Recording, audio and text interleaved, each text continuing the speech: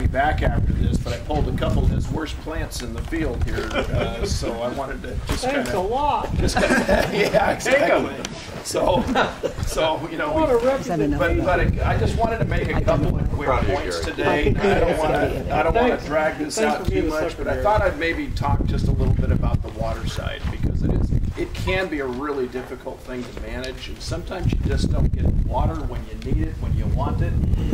Sometimes the soil doesn't really cooperate with you. Sometimes you know, we're not able to have that nice, you know, 12 to 17 bar plant, you know, kind of slowly inching up until, you know, until the time when you need a new irrigation.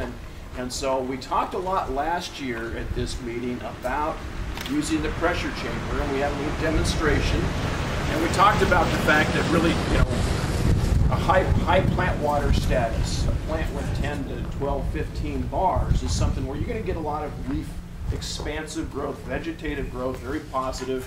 And then as you get later in the season, the plant tends to tolerate a little bit more stress. And so we know that as we get up above about 18, 20 bars, we get into the 22s or so, even with Pima that tends to manage that stress a little bit better than most of the Acalas that we have. That's sort of the breaking point. But what does that soil look like, where we've got that 20 or 22 bar plant, and it's really pulling down not only just on the growth of the vegetative, but it's also having an impact because you don't have the vegetative structure to move those assimilants into the bowls. You know, that's going to have a real significant impact on yield. And so I thought I'd pulled a few samples here, and I wanted to just show you. I'm going to pass these around, but take a look at the top foot here, and how much. And this is not just the top couple of inches. This is down to about 7 or 8 inches. And you know, take a look at the consistency and how much water's been removed by the plant. This is not really evaporation. This is really what the plant removed. And then if we go just a little bit further down, you're going to find more water in there. But this is down to 2 feet here, and yes, there's some water in there. But boy, see how the water, after you squeeze that a little bit, how the water almost doesn't evaporate off of your hands, because the plant again has done such a good job of extracting a tremendous amount of water. And then we've got you know, something that's a little bit more. There's a little bit of saturated in here. We started dipping into the irrigation portion of this, so there's actually some saturated soil. And just to give you a little bit of a contrast to the range of soil water contents that we have out there, so you know, take a look at that. But, you know, to me, it's always fascinating what a miracle these crops are. To be able to pull as much water as they can out. Cotton has a very well-developed root system. It's limited by a few things. If you've got compacted soil, for instance, soil compaction can have a really negative impact on root growth and development. But generally, it has a fairly extensive root system. You can see here there was a little bit of a compaction pan with this crop here. And you see that because the taproot actually goes down. So let's see, the soil line somewhere about here. So about 8 inches down, there's a little bit of a compaction pan, and that's not uncommon, particularly in a soil like this, which is a sandy loam soil. Some soils, like a good Pinochi clay loam, they actually do a little bit of self-mulching, and if you're not compacting them a lot at planting or at harvest, or you've done a really good job of loosening what we call deep tillage. And that's in contrast to the talk that we're going to have a little bit later. But you know, dealing with that compaction pan is an issue in some soils more so than in others, is I think the point I'm trying to make here. Here you can see you know, really well-developed taproot here, and you can just imagine all of the small, finer roots that come off of this. And that's really, it's these finer roots. It's not so much these that we pull up out of the ground that are doing the moisture extraction. It's all these thousands and thousands of roots that are coming off of this that actually allow that soil to be exploited in a very extensive way. So this plant isn't just pulling from a few inches away. It's actually pulling moisture from back over into the middle of the bed. So if you got 30-inch spacing and you got 30 inches over here, it's going to pull water 15 inches out either direction, right? And that leads to, how does it do all that? Well, yes, these larger roots, and they're more extensive as you get closer to the main tap root here. But remember our basic laws, like the law of electricity, Ohm's law, right? So if you want to measure the current, right, we have a similar law, and basically you can use Ohm's law to explain how water is transferred in soil. And so basically what you have is you have a hydraulic gradient. Okay, so you have high water potential, low water potential, and that's going to drive the movement. The bigger the difference in water potential, the greater there is that water will go faster, right? High pressure, low pressure, high potential, low potential. So we've got that potential in these soils where you've got a drying down occurring. So as that water dries down, as the plant takes water out of the soil, you basically decrease your matrix potential as that water level goes down, but you still have a very, very high energy or matrix potential in the soil when you have a fairly wet soil. So there's your potential. So as we draw water out, we've got a great potential. But what happens in the soil when you start drying it down is you change the conductivity of it, don't you? So instead of trying to move current through a little tiny wire, as opposed to a large wire that will conduct a lot of electricity, we can think in terms of the soil as not being able to conduct water once you start drying it down. So what happens is you dry that, the crop does an excellent job, the roots find that water, they pull it out, and they do such a good job, it dries itself out because it lowers conductivity down to such a level that now you can't move water any further. So that water that came out of that 15 inches away that it was transporting, it basically stops itself because the conductivity is so low. So how do you deal with that? Well, you irrigate, right? And then there's this whole issue about infiltration, getting water into that soil, having that water move laterally out, having it move up, and through the soil profile.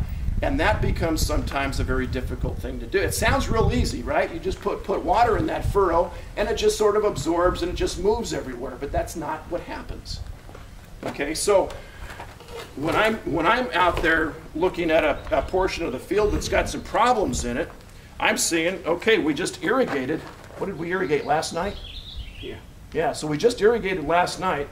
We've got water, quite a bit of water moving, 3-4 inches into the soil. But you don't have to go very far before it's bone dry. Okay, so this is basically just on the edge, we're on the edge of that furrow where you've got some saturated soil up top. You go straight through it, and it's going to take a long time for that water. And even though you've got gravity working for you, you still got this dry soil just a couple inches away. So we're trying to re-wet the whole soil profile, right? We'd like that whole soil profile to take on water. But it's just not going to do it because of the issues with conductivity. And now we start to think about why this is. And we talked about compaction pans, but we can also start talking and thinking in terms of aggregation, soil structure. Where is that water? Why is it so limited that we can't get water into that? So I'm doing this because I really want to set it up a little bit for Jeff as well, because we're going to talk about soil health, soil organic matter. These are some things that we can be doing.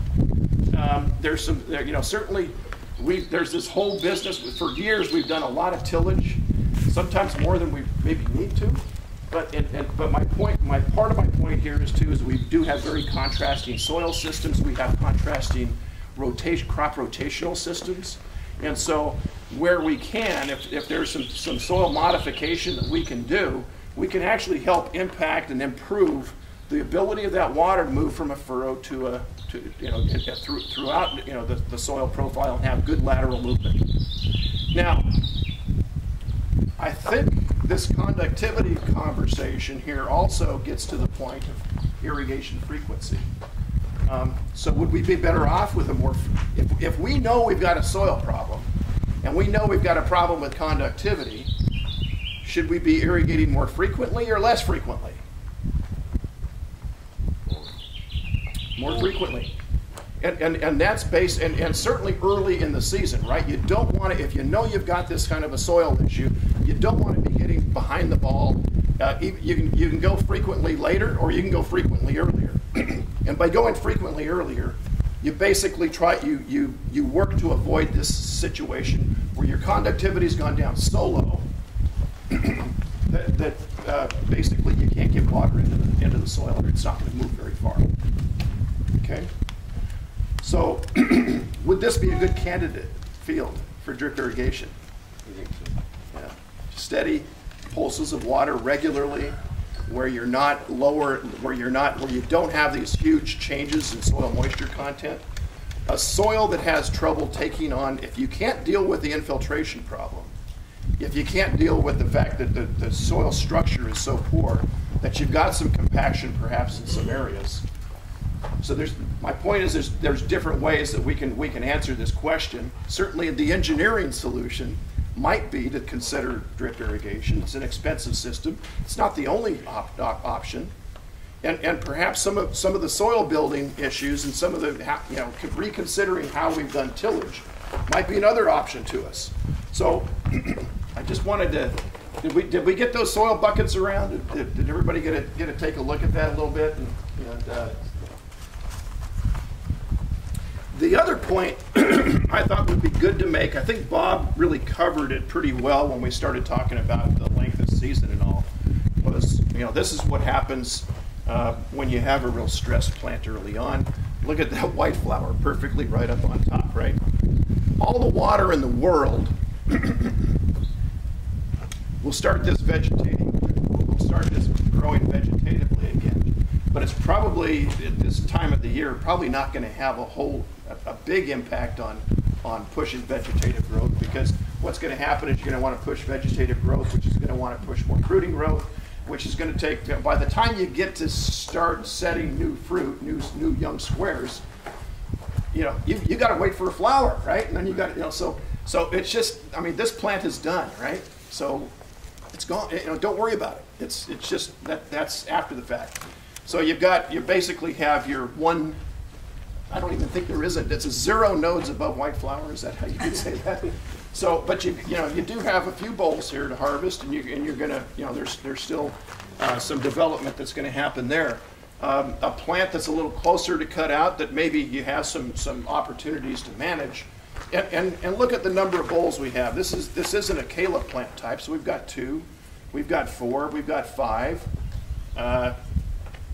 6 bowls already, 7 bowls, and that's a red bloom there. So we've got 8 bowls on this plant, and it may be not the highest yielding plant out there, but you do have some opportunities still to manage this plant. It's got 1, 2, 3, 4 nodes above white flower. We're just about cut out. There's some opportunities to get the yield that we want from here. We'd like to have something on a 40,000 plant per acre, 45,000 plants per acre. We'd like to see 10 bowls on here, but we'll take 8, and then maybe in another part of the field we'll get 12 or 14.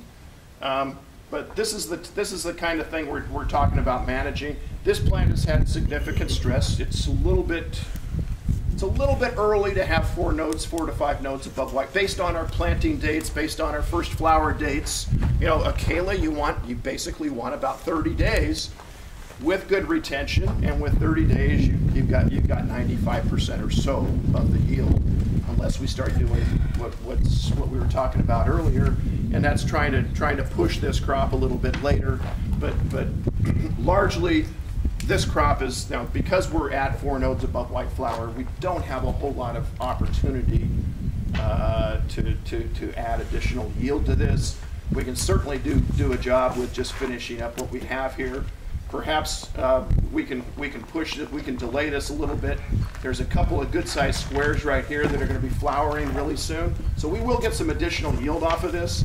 But it's, we're getting to the point where it's just not, you just don't want to put a lot of your energy and your resources into developing the last of that crop there. So in some cases, it's really about managing in June and early July, and later on, and as we get into late July, it becomes more of an issue. You certainly have more flexibility when you've got a plant that's, for instance, a Pima that has, what did we decide this has? 6 nodes above white flower, a little over 6 nodes above. So, and remember, Pimas, when we talk about cutout, we talk about Pimas in terms of really 3.5 nodes or so above white flower as being that cutout point.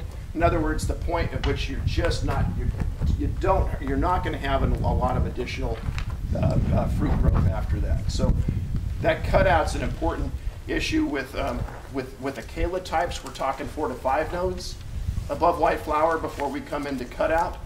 So again, we're really, you know,